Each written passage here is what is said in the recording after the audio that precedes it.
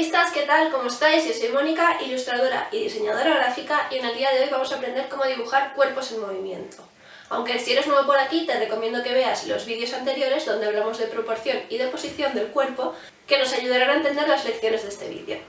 Para crear un personaje en movimiento tenemos que tener presentes varias cosas, pero lo principal de todo es que a estas alturas ya nos vamos a olvidar de las 8 cabezas, es decir, de las guías que utilizábamos en los vídeos anteriores para crear nuestro personaje desde distintos ángulos, porque estas guías nos servían para saber la proporción de cada parte del cuerpo con respecto a la otra. Pero una vez queremos crear personajes en movimiento, estas guías y proporciones las tenemos que tener ya interiorizadas y dejarlas a un lado, porque nos da personajes demasiado estáticos o hieráticos, y ahora lo que queremos hacer es que fluyan. Para hablar de movimiento pasaremos diferenciando entre dos tipos: el movimiento simple o estático o el movimiento complejo o dinámico. Cuando hablamos del movimiento simple o estático nos referimos a personajes que realmente no están haciendo una acción en la que requiera movimiento de bastantes partes del cuerpo, sino que nos referimos a cuando un personaje está de pie, sentado, tumbado, realmente está en una posición estática, pero partes de su cuerpo sí que tienen un ligero movimiento para aportar esa forma orgánica a nuestro cuerpo. Por ejemplo, en el caso de Megara podemos apreciar que está en una forma estática de pie, pero realmente su silueta no está totalmente recta, sino que crea movimiento a partir de sus brazos, de sus caderas y de su cintura, al igual que de sus piernas. Entonces a esto es cuando nos referimos al movimiento estático, cuando estamos parados, pero realmente sí que creamos cierto movimiento o un poco de complejidad en la postura del personaje. Tenemos que tener en cuenta que cuando estamos dibujando un personaje de pie existen puntos de presión. Es decir, por ejemplo, entre las piernas siempre habrá una que tenga mayor presión que la otra. En el caso de Megara podemos apreciar que la cintura más elevada es la que tiene la pierna más firme y por tanto es la que ejerce mayor presión, mientras que la otra pierna está un poco más con forma sinuosa y por tanto ejerce menor presión. Entonces tenemos que tener en cuenta de esta presión que ejerce porque se compensa con la inclinación del torso. Es decir, si nos damos cuenta, la línea de la cadera tiene una ligera inclinación así, y entonces nos tenemos que compensarla por medio de la línea de los hombros y crear una inclinación hacia afuera, creando una abertura. De esta forma compensamos un poco el equilibrio del personaje por medio de la postura. Pasando a la foto de Goofy, si nos damos cuenta, está en una postura estática porque permanece sentado, pero a su vez tiene una ligera curvatura en la espalda hacia adelante, los hombros agachados, y podemos notar que los brazos no están completamente tensos, sino que también están relajados.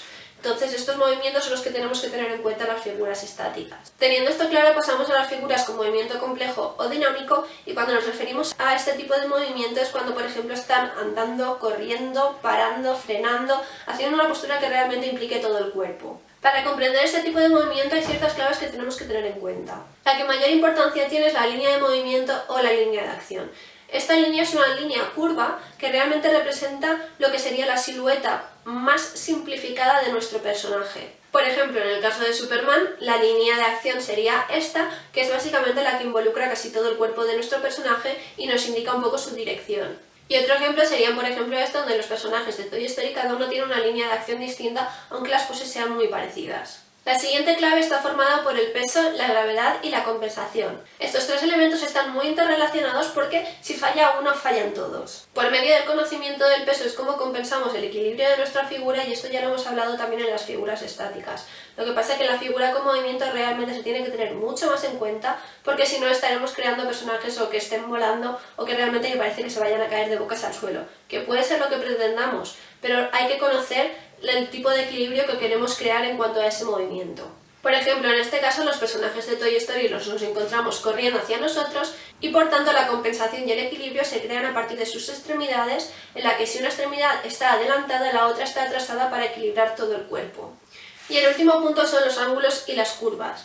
Esto es lo mismo que hemos estado hablando en el movimiento estático sobre cómo no debemos realizar personajes que realmente estén totalmente en tensión. Por ejemplo, si está agarrando algo, pocas veces estarán totalmente en tensión con los brazos completamente estirados, sino que tendrán a crear un poco de ángulo y hacer una forma un poco más curva. Esto nos pasa con cualquier parte del cuerpo.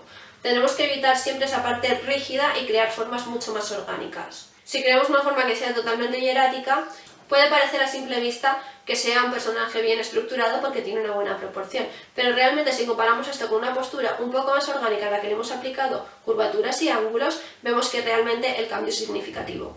Pero realmente dibujar movimiento es un tema muy complejo y lo que te recomiendo es que te sirvas de imágenes de referencia al principio para comprender un poco mejor todas estas estructuras y claves que hemos hablado y así poder reconocerlas y poder aplicarlas a nuestro dibujo.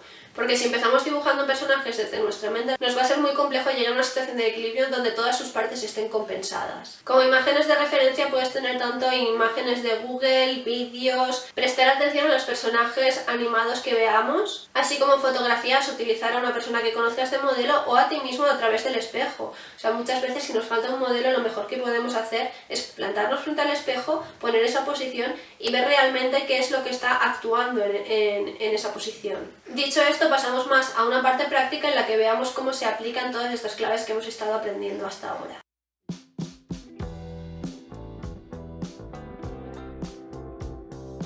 Para crear nuestro personaje en movimiento, empezaremos imaginando su posición, observando la imagen de referencia hasta encontrar la línea de acción, que será la primera línea que dibujemos. A partir de ella podemos sacar otras líneas curvas que marcan las demás partes del cuerpo, la otra pierna y los brazos. Y una vez tenemos esta estructura, podemos pasar a dibujar la estructura propia de la figura humana, que hemos estado aprendiendo en los anteriores vídeos. Empezando por la cabeza, el torso y la pelvis, y continuando por las extremidades por medio de sus óvalos y nexos. Ya podemos apreciar nuestra figura, ahora solo queda contornear. Como aquí nos estamos centrando en el movimiento, el contornaré de forma muy básica. En una figura sentada cobra mucha relevancia la postura adelantada del torso, creando una curvatura en la espalda y apreciando la posición de los brazos y las piernas.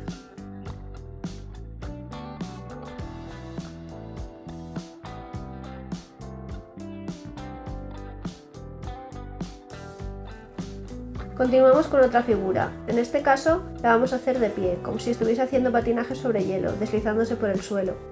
Marcamos la línea de acción y las líneas secundarias de las extremidades y continuamos con la estructura propia.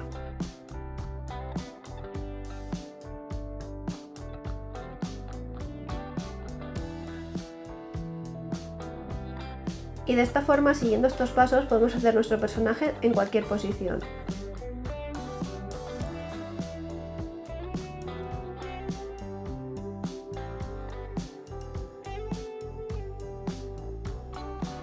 Es posible que al dibujar con líneas de acción más dinámicas y perder varios puntos de referencia, se nos desproporcione un poco la estructura de la figura, pero no es nada alarmante. Conforme vayamos completando la estructura, iremos viendo dónde existe desproporción y podemos ir arreglándolo.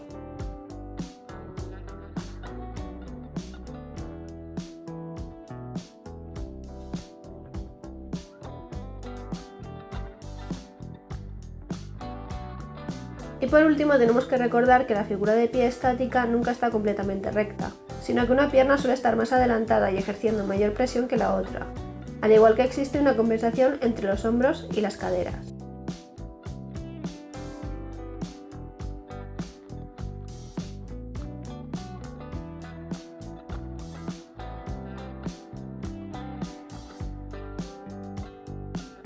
Y eso es todo por el vídeo de hoy. Si os ha gustado, darle a like y suscribiros para no perder los próximos vídeos.